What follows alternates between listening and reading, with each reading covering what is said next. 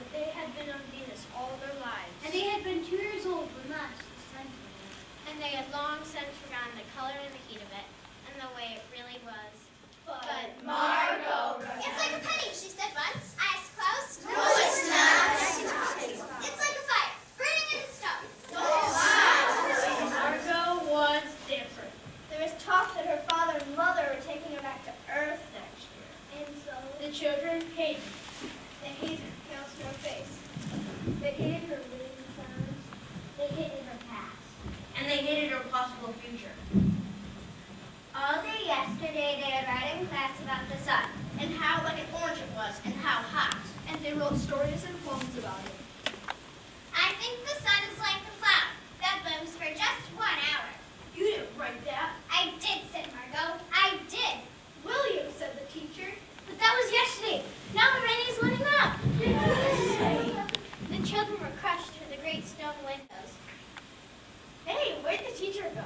I'll be back. You better hurry, we'll miss it. Margot stood apart and looked at the loud, wet reading roads beyond the thick glass window. What are you looking at? Margot said nothing. It was all a joke. Nothing's happening today, is it? The sun's coming up for 1 hour. Hey, everyone, let's lock her in the closet before the teacher comes. Yeah! Hey, kids, what do you think? No.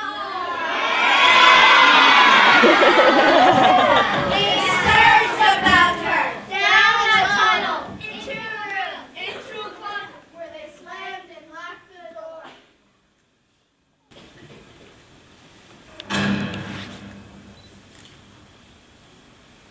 The children looked at the door and saw it tremble from her beating her hands against it.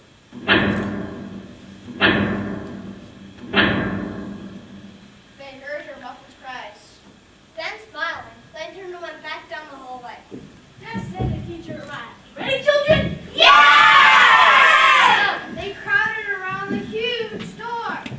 The rain stopped. The world ground to a standstill. The silence was so immense and unbelievable. The children put their hands to their ears. The door slid back and the smell of the silent, waiting world came into them.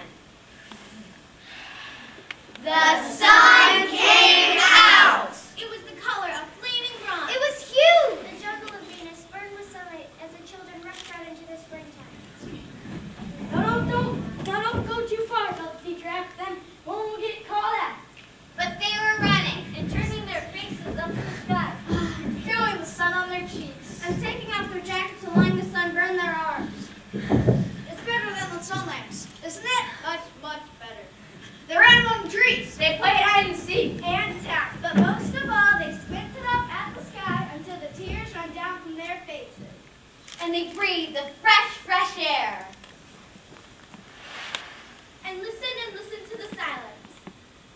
But they were running and running. They did not stop running for a whole hour.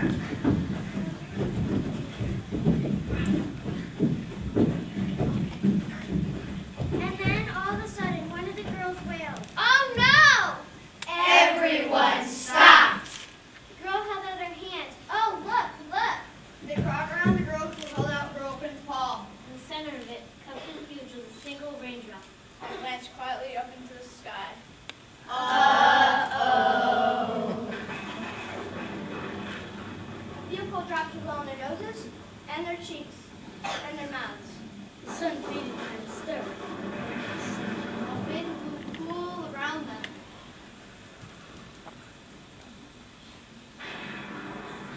Lightning struck 10 miles away. 5 miles away. A half mile! Eyes darkened into a midnight flash.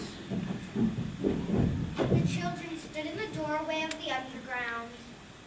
It was raining hard.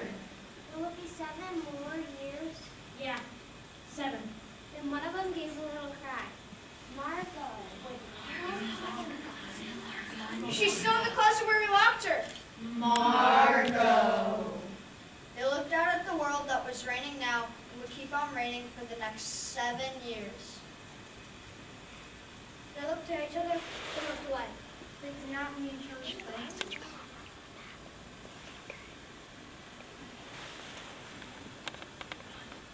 No one moved. Well, one of the boys said, The children walked down the hall in the sound of the cool rain. Over to the closet door. Behind the closed door is only Sally. They unlocked the door Even more slowly. And let Margot out. Margot walked out of the closet and towards the window. They gathered around the window. Hoping to see one last ray of sunlight. or even a shadow. But all they saw was rain.